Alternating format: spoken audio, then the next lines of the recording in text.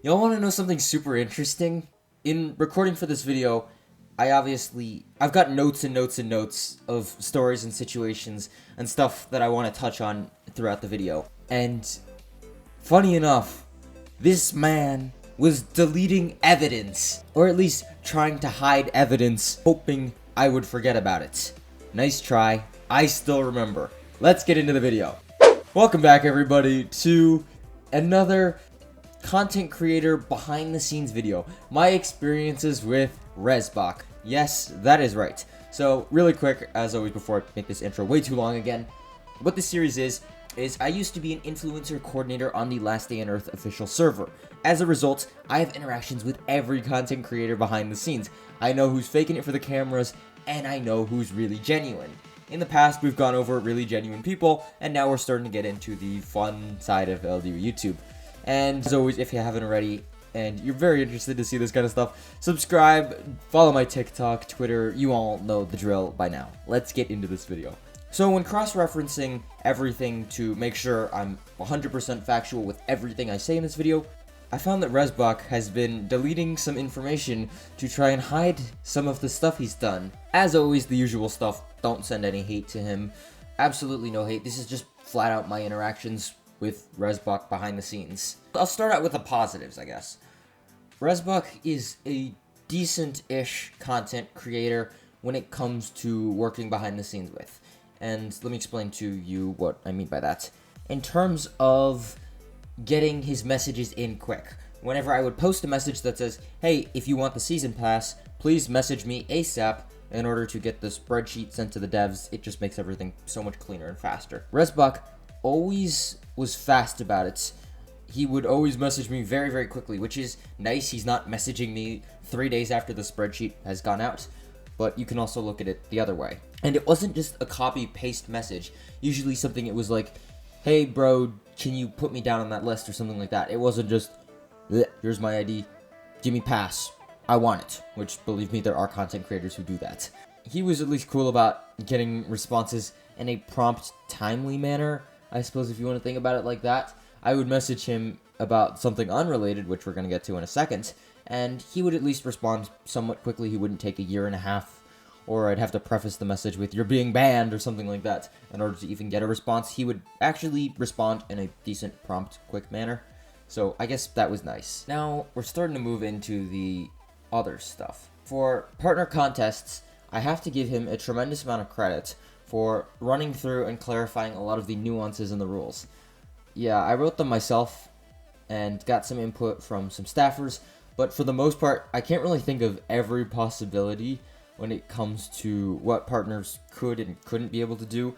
Let's take, for example, one of the contests was speedrun the lab. I'd write down all the usual stuff like, don't mod your gun overwhelmingly, don't use this, stuff like that, right? But I couldn't expect true friend dog, fish buffs, other nuances that could come in the mix, something like that, or cold resets and all of that.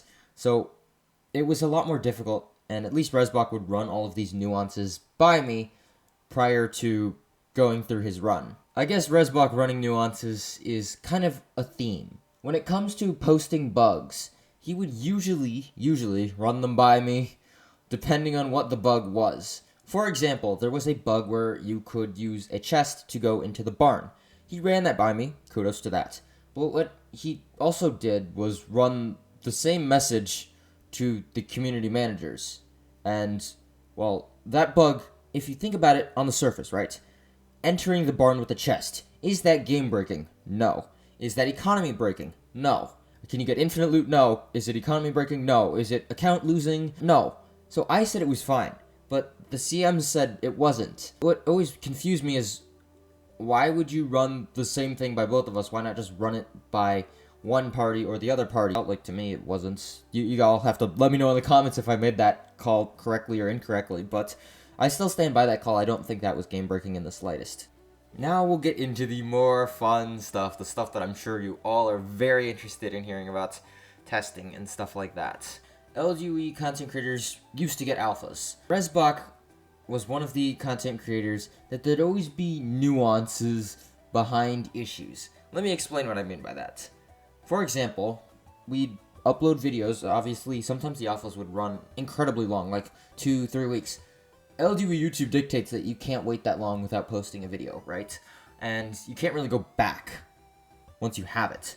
So content creators would upload, but there'd be little nuances that they didn't notice in the game, but observant viewers would. There was new backpacks and skins in a seasonal shop as the season went on, but testers already had the next update. There was a new pack in the shop. Resbach showcased it in a video. He at least recognized and was aware of his mistake, and he said if there's a problem with this video, he will go ahead and delete that, which is huge considering most content creators are like, oh well, I want my views, which, you know, that's a thing. He would also message, like I said, the CMs at the same time.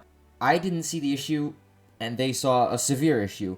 I still don't see the issue if it's like a tiny little nuance thing. Like, why would you go to both of us? That always confused me.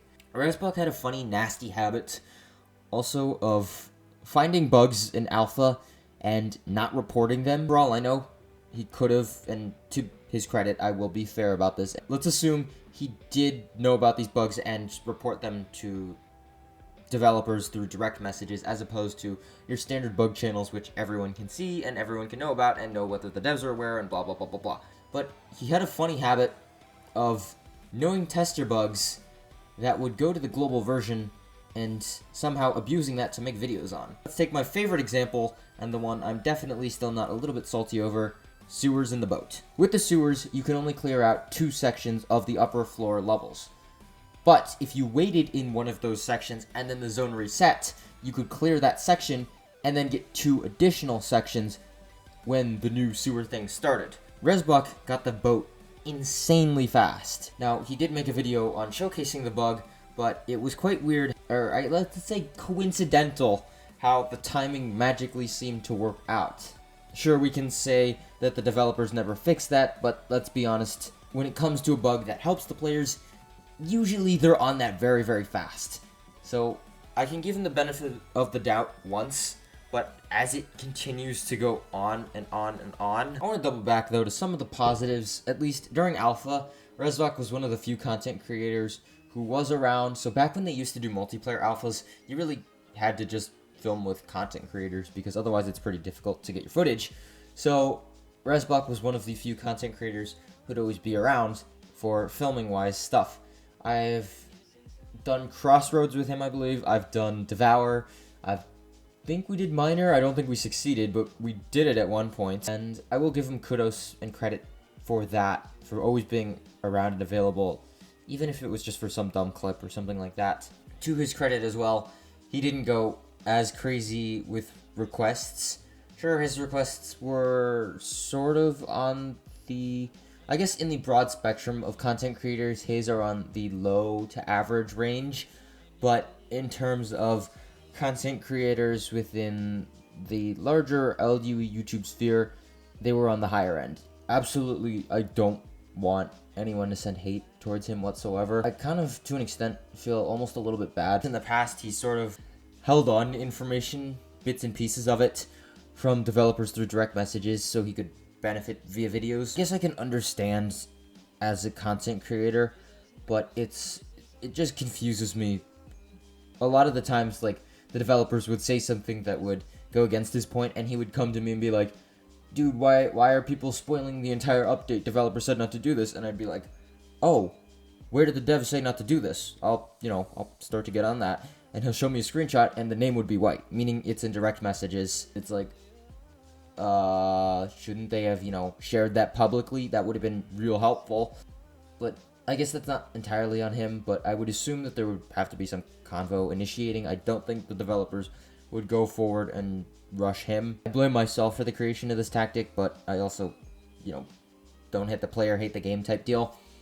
Where the tactic was, back when LDoE really had the Android iOS update style fiasco problem, what you would do is you would grab screenshots of the hyped iOS players in Discord and post them as a video and be like, everything you need to know about this update. And it's complete clickbait, and I was just doing it like a one-off time because I thought this would be a one-off thing, but it kept going, and eventually, you'll notice I stopped, but he really, really pushed that as it kept going. Then the lab update came out. Nobody can play the game. Star, Cyric, myself, Turbo, all Android, and iOS would have it first. What can you do? I mean, I guess the smart thing, and I guess what a lot of people started to do is wait. But then that waiting would stretch on for several days. So I guess I can understand that. It's just, I don't know. Thinking about that topic now. I guess this comes into a complete speculation and paranoia at this point. But I've always low-key felt like he's almost competing. Like, I would do levels 20 through 40, and he would like rush videos level 30, level 40 of the Sector 7 business levels or something like that. It always confused me, but we'll just chalk that up to, I guess, speculation. Rezbuck is an interesting content creator to work with. A content creator, that's for sure. Anyhow, no hate towards him, but this is behind the scenes stuff. Hope you enjoyed. I'll do more stuff like this soon. Maybe. Subscribe, ZD out.